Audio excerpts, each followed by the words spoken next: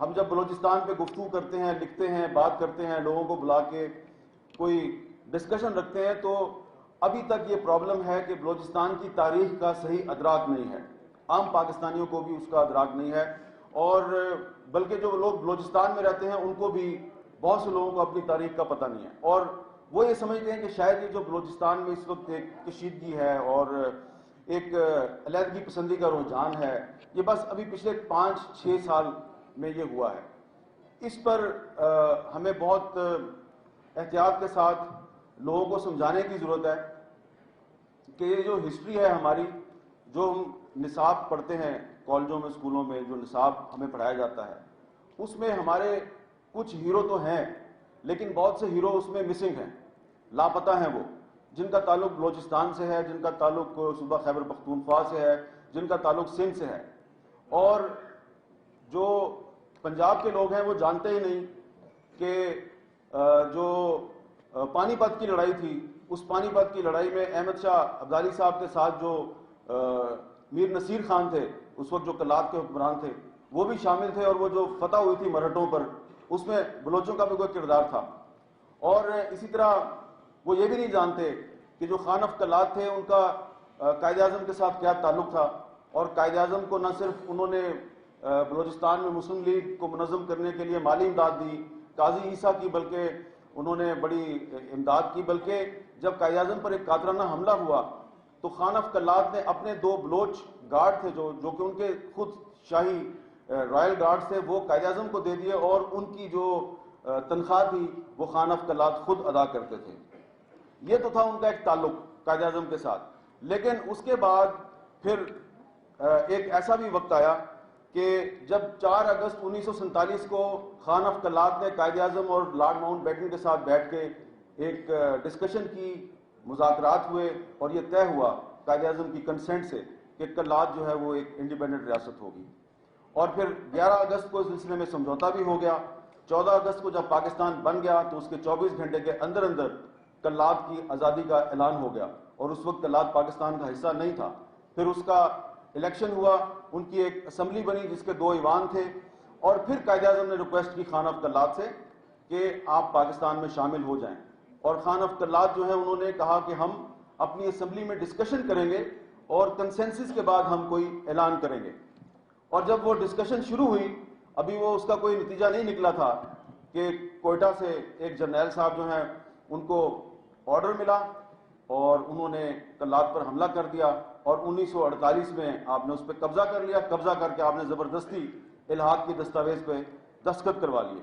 تو یہ پہلا فوجی آپریشن تھا، اور اس فوجی آپریشن کے خلاف جب مزاحمت شروع کی خان آف کلات کے بھائی پرنس کریم نے، تو پرنس کریم کو پہاڑوں سے نیچے اتارنے کے لیے قرآن پاک کا سہارا لیا گیا، اور کہا گیا کہ اگر آپ نیچے آ جائیں تو آپ کو کچھ نہیں کہا جائے گا. وہ نیچے آئے اور ان کو گرفتار کر لیا گیا.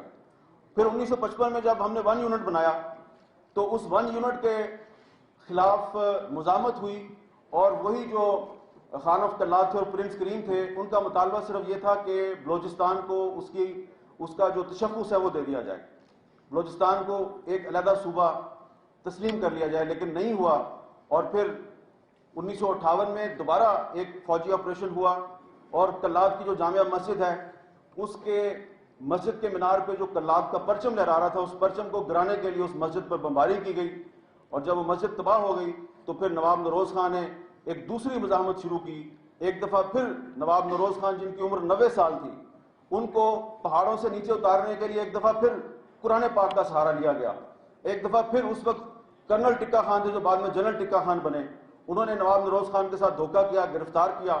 اور اس کے بعد جیسا کہ بیرسٹر باچا آپ کو بتا رہے تھے کہ ان کے بیٹوں کو پھانسی دے دی گئی، اور اس کے بعد ان کو عمر قید کی سزا دے دی گئی.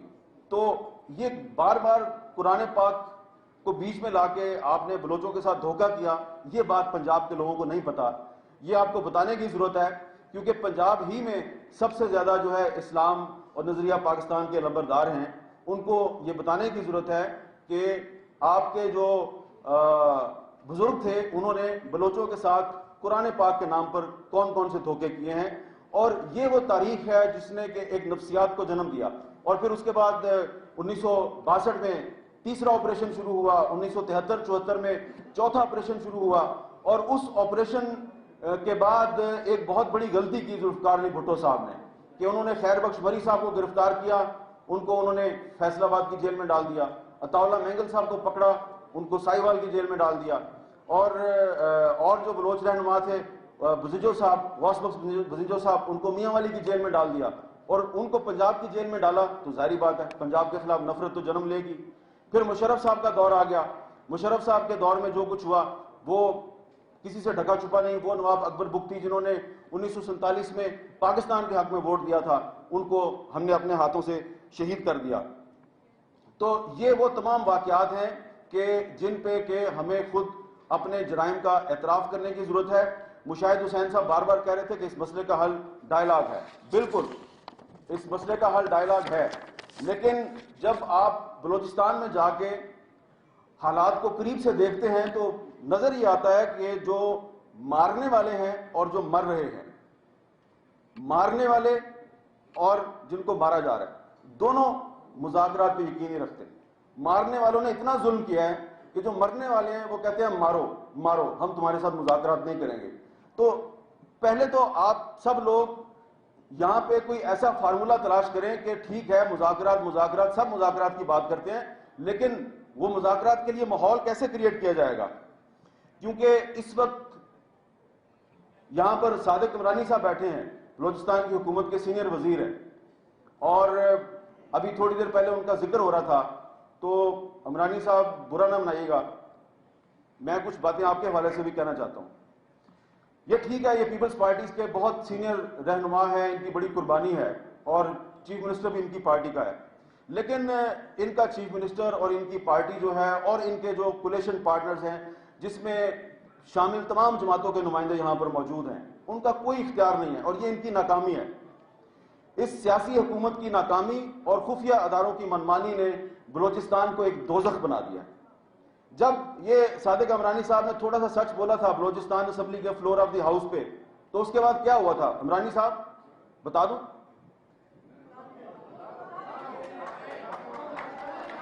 आपकी इजाजत से इनके एक इंतहाई करीबी अजीज को एफसी ने उठा लिया, तो उठा के गायब कर दिया। चलें, अब तो उन्होंने इजाजत दे दी, इनके सगे छोटे भाई को एफसी ने उठा लिया। सीनियर मिनिस्टर, जिस पार्टी का मिनिस्टर, जिस मिनिस्टर का चेयरपर्सन जो है वो सदर पाकिस्तान है, सुप्रीम कमांडर है, प्राइम मिनिस्टर है और चीफ मिनिस्टर है, इनके छोटे भाई को उठा लिया गया और उठा के गायब कर दिया गया। और फिर पता नहीं बीच में कौन से लोग आए और फिर उसको कुछ दिनों के बाद, तकरीबन 2-3 हफ्ते के बाद, उनको एक सड़क पे छोड़ दिया गया। रात का वक्त था, 3 बजे हुए थे, उसके पास वापस घर जाने का किराया भी नहीं था, तो एक हवालदार ने उसको 500 रुपये दिया, उसको कहा जाओ घर पे। तो अब जाहिर बात है, अब सादिक इमरानी साहब जो है वो सीनियर मिनिस्टर तो है और इन्होंने एक सच बोला फ्लोर ऑफ द हाउस पे। अब आप क्या चाहते हैं कि ये मजीद सच बोल बोल के ये भी लापता हो जाएं या शहीद हो जाएं, और फिर हम जो है वो सीनियर मिनिस्टर जो है उसकी तस्वीर हाथ में उठा के वहां पे खड़े होकर पार्लियामेंट हाउस के सामने लापता अफराद को बहाल करो। ये हंसने की बात नहीं है, ये रोने की बात है। और इसमें हम सारी की सारी, ठीक है, क्रिटिसिज्म करना चाहिए कि इंटेलिजेंस एजेंसी जो है वो किसी के कंट्रोल में नहीं है, और आईएसआई और मिलिट्री इंटेलिजेंस जो कुछ वहां पे कर रही है वो काबिल मजम्मत है, लेकिन ये इनकी भी तो नाकामी है। क्योंकि माजरत के साथ अर्ज है, क्योंकि बहुत से लोग इस हुकूमत में उनके दामन पे दाग लगे हुए हैं, उन्होंने कंप्रोमाइज़ किए हुए हैं, लिहाजा वो ऐसे इकदाम करने से गुरेज करते हैं कि जिन इकदाम से वो इन मसाइल को कुछ ना कुछ हल कर सकते हैं। तो इस वक्त जो सबसे बड़ा मसला है, जिसको कि सुप्रीम कोर्ट के चीफ जस्टिस ने भी बार बार कहा है कि लापता अफराद बलूचिस्तान का सबसे बड़ा मसला है, और इसमें एक पॉजिटिव डेवलपमेंट जिसका जिक्र कर रहे थे शाहवानी साहब, उसकी, क्योंकि उस दिन मैं भी सुप्रीम कोर्ट में मौजूद था, कि एक नौजवान महरान बलोच, उसको बलूचिस्तान के दारुल हुकूमत कोयटा से अगवा किया गया, एफआईआर दर्ज करवाई गई, कहा गया इसको एफसी ने अगवा किया है। आईजीएफसी को सुप्रीम कोर्ट में बुलाया गया, तो आईजीएफसी ने कहा जी कि इसको हमने नहीं उठाया। तो चीफ जस्टिस ने डीआईजी इन्वेस्टिगेशन कोयटा हामिद शकील साबर से कहा कि आपके पास कोई एविडेंस है? तो उन्होंने कहा जी एविडेंस है। उन्होंने सीसीटीवी फुटेज पेश की। سی سی ٹی وی فوٹیج میں انہوں نے کہا جی یہ گاڑی ہے, خود ڈی آئی جی صاحب نے انگلی سے آئیڈینٹیفائی کیا کہ جی یہ ایف سی کی گاڑی ہے اور یہ لڑکا موٹر سائیکل پہ جا رہا ہے اور یہ انہوں نے پکڑا اس کو. تو ایف سی صاحب کورٹ میں کھڑے ہوئے کہتے ہیں جی یہ تو ہماری گاڑی ہے ہی نہیں ہے. تو چیف جسٹس نے کہا کہ اور کوئی ثبوت ہے آپ کے پاس؟ تو پھر ڈی آئی جی صاحب نے کوئٹہ پولیس کا ایک A S I traffic police کا, اس کا حلفیہ بیان پیش کیا اور اس نے کہا جی کہ میرے سامنے یہ ایف سی والوں نے اس کو اٹھایا ہے. پھر سپلیمنٹ کرنے کے لیے ایک سارجنٹ امجد, اس کا بیان دیا کہ جی اس کو ایف سی والوں نے اٹھایا. اب D I G, A S I اور امجد تینوں پنجابی ہیں اور تینوں نے مہران بلوچ کے حق میں ایویڈنس دیا کورٹ کے اندر. تو یہ ایک پازیٹو ڈیولپمنٹ ہے. اور جب آسمہ جہانگیر صاحبہ اور قاضی حسین احمد صاحب یہ بھی یہاں پہ کھڑے ہو گئے یہ بات کر رہے ہیں اور اب آپ کے اس اجتماع میں نواز شریف صاحب بھی آگے ہیں, تو یہ ساری پازیٹو ڈیولپمنٹس ہیں. ہمیں نا امید نہیں ہونا چاہیے, لیکن مسئلہ بہت سنگین ہے. ہم سب لوگوں کا یہاں پہ اکٹھا ہونا, آپ سب کا اکٹھا ہونا, یہ بہت اچھی بات ہے. لیکن جو لوگ مار رہے ہیں اور جن کو مارا جا رہا ہے شاید ان کی یہاں پہ نمائندگی نہیں ہے, کیونکہ ڈاکٹر مالک بلوچ صاحب, عبدالحی بلوچ صاحب اور یہاں پہ مندوخیل صاحب, یہ سارے لوگ بلوچستان کے پولیٹیکل لیڈرز یہاں پر موجود ہیں.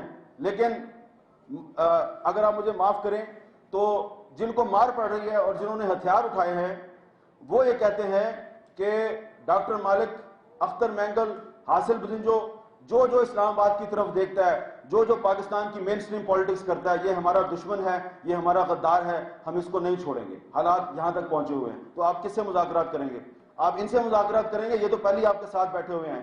ہم نے اتنی غلطیاں کی ہیں, ہم نے اتنے اپنے لیے مسائل کریٹ کیے ہیں, ہم نے اپنے پاؤں پہ اتنی زیادہ کلہاڑی مار لی ہے کہ ہم نے اپنے ان دوستوں کو بھی بے اختیار کر دیا ہے اور انہیں یہ نہ ادھر کے رہے نہ یہ ادھر کے رہے. تو ان کو اب آپ نے ان کو بچانا ہے, اور صرف انٹیلیجنس ایجنسی سے نہیں بچانا بلکہ ان کے اپنوں سے بھی بچانا ہے. تو آپ سب لوگ یہاں پر یہ تجاویز پیش کریں کہ ایشو تو ہم نے ڈسکس کر لیا, اب آپ کہتے ہیں کہ جی مسئلے کا حل مذاکرات ہے, مسئلہ سیاسی طور پہ حل کرنا ہے. بالکل مسئلہ آپ نے سیاسی طور پہ حل کرنا ہے, لیکن یہ جو سیاسی حکومت ہے بلوچستان میں اور مرکز میں, یہ اس قابل نہیں ہے کہ مسئلہ حل کر سکے. رضا ربانی صاحب برا نہ منائیے گا, 18ویں 19ویں 20ویں ترمیم منظور ہوئی, بہت اچھا کیا آپ نے, لیکن اس سے بلوچستان کا مسئلہ حل نہیں ہوا. آغاز حقوق بلوچستان پیکج جو ہے وہ ایک دھوکہ ہے, ایک فراڈ ہے. سخت لفظ استعمال کر رہا ہوں لیکن اصل بات یہی ہے کہ یہ ایک فراڈ ہے. دوسری یہاں پہ بہت سی, ہر دوسرا بندہ یہاں پہ جب لنچ بریک تھی تو بہت سے وکیل حضرات میرے پاس آگے کہہ رہے تھے کہ یار یہ سرداروں نے مسئلہ پیدا کیا ہوا, یہ 4 سردار ہیں, ان کو پھڑکا دو, مسئلہ ٹھیک ہو جائے گا. میں نے کہا یار آپ تو 48 سے سرداروں کو پھڑکا رہے ہیں, پھر بھی مسئلہ حل نہیں ہو رہا. مسئلہ سرداروں کا نہیں ہے, اور گراؤنڈ ریئلٹی واقعی ڈیفرنٹ ہے کہ یہ ایک پروپیگنڈے کے طور پہ آپ لوگ یہاں پہ فیشن بن گیا ہے کہ جی یہ برہمداغ بگتی اور ہربیار مری باہر جا کے بیٹھے ہوئے ہیں, سارا مسئلہ انہوں نے کریٹ کیا ہوا ہے. میں آپ کو پوری ذمہ داری سے بتا رہا ہوں کہ برہمداغ بگتی اور ہربیار مری کا اثر و نفوذ ایک لمیٹڈ ایریا میں ہے. اس وقت جو اصل پرابلم ہے وہ آپ کی کوسٹل بیلٹ میں ہے, کوسٹل بیلٹ, مکران ڈویژن. اور مکران ڈویژن کا جو ریبیل لیڈر ہے ڈاکٹر اللہ نذر بلوچ, وہ نہ سوئٹزرلینڈ میں بیٹھا ہوا ہے نہ برطانیہ میں بیٹھا ہوا ہے, وہ وہیں پہ بیٹھا ہوا ہے. اور آپ جائیں تربت سے آپ جا کے من چلے جائیں یا کسی اور طرف چلے جائیں, آپ جا کے اس کو مل سکتے ہیں, اور اس کو نہ ایف سی پکڑ سکتی ہے, نہ اس کو آئی ایس آئی پکڑ سکتی ہے, نہ اس کو ایم آئی پکڑ سکتی ہے, کیونکہ لوکل پاپولیشن اس کے ساتھ ہے. اور وہ کون ہے؟ وہ ایک M B B S doctor ہے, ایک غریب خاندان کا بچہ ہے, کسی سردار کا بچہ نہیں ہے. اس نے پرائمری اسکول سے لے کے اور ایم بی بی ایس تک گولڈ میڈل لیا, اس نے اسکالرشپ لیا. ہوا یہ کہ بلان میڈیکل کالج سے ایم بی بی ایس کرنے کے بعد ایک دن کوئی بلان میڈیکل کالج سے کسی چپڑاسی کو اور چوکیدار کو نکالا گیا, اس کے حق میں وہ باہر سڑک پہ نکلا, وہاں سے اس کو گرفتار کیا پہلی دفعہ, اور پھر اکبر بگٹی صاحب کی شہادت کے بعد دوبارہ اس کو گرفتار کیا.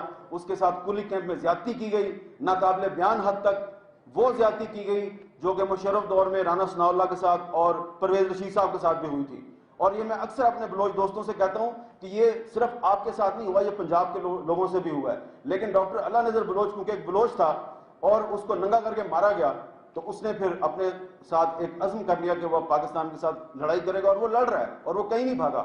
آپ اس کو پکڑ سکتے ہیں تو پکڑ لیں.